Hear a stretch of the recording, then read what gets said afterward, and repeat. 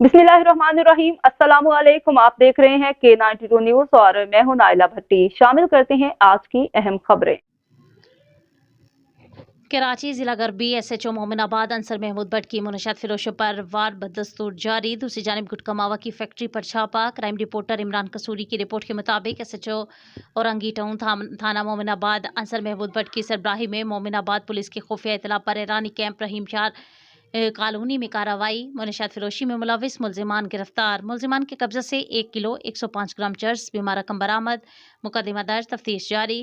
गिरफ्तार मुलजिमान में अमान उर्फ जैन उर्फ रोज़ा, रमज़ान वल्द जुल्फ़िकार अली और अकबर अली वल्द नजीब हुसैन शामिल हैं। दूसरी कार्रवाई मोमिनाबाद पुलिस के SHO और अंसर महमूद भट्ट की सरबराही में गुटखा मावा की फैक्ट्री पर छापा। कामयाब कार्रवाई के दौरान भारी मिकदार में फैक्ट्री से गुटखा मावा बरामद।